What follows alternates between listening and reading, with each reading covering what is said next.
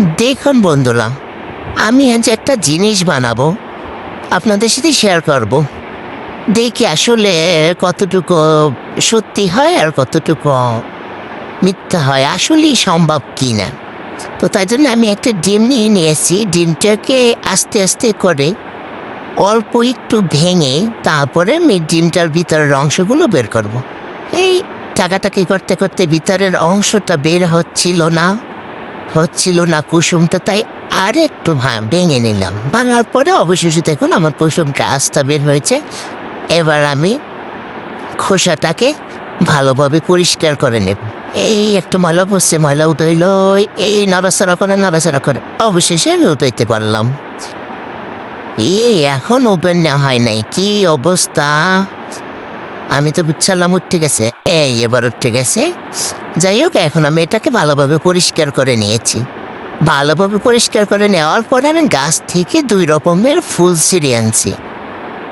ফুলগুলো মানে তুলে আনছি, ছিঁড়ে আনি নেই, এখন ছিঁড়তে আসি। যাই হোক, এখন ফুলগুলোর ডাঁটগুলো ফেলে দিয়ে শুধু ফুলগুলো নিতেছিলাম। তো সবগুলো ফুল আমি ছিঁড়ে নিয়েছি। এবার ডিমের খোসার ভিতরে এক এক করে সবগুলো ফুলগুলো দিয়ে দিব।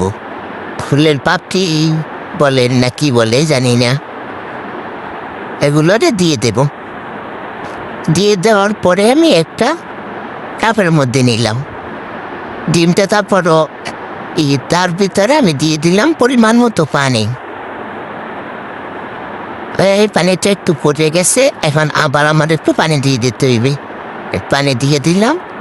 এখন পানি ভরা হয়ে গেছে, এখন কোনো জায়গায় বসাতে পারছিলাম না, তাই আমি এরকম একটা বরফের টুকরা মাঝখান থেকে উঠাইয়া ওইখানে ডিমের পিছন দিকটা দিয়ে ফ্রিজের মধ্যে রেখে দিলাম 19 ঘন্টার মতো।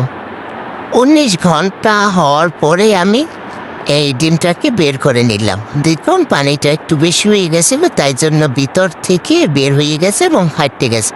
কিছুতেই আমি খোসাটা ছাড়াইতে পারছিলাম না, তাই একটু টাকাটাকি করলাম। দেখেন একটু ক্ষত হয়ে গেছে। যাই হোক, তারপর চেষ্টা করলাম হাত দিয়ে, আস্তে আস্তে চেষ্টার পরে হাত দিয়ে পারতে শুরু করলাম।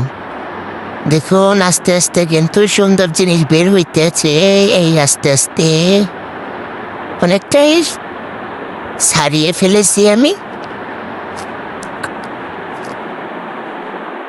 এই ডিমটা কই গেলে দেখি না কেন। এই যে অবশেষে দেখুন আমার ছাড়ানো হয়ে গেছে। যদি এখানে অন্য কালারের যদি ফুল থাকতো তাহলে দেখতে আরো অনেকটা সুন্দর দেখাইতো, কিন্তু এখানে ফুল হয়েছে এই সাদা কালার, যা পানির সাথে মিশে গেছে, তাই অতটা সুন্দর হয় নাই। তারপর আমি চেষ্টা করছি, কিন্তু যতটা হয়েছে সফল হয়েছি আমি।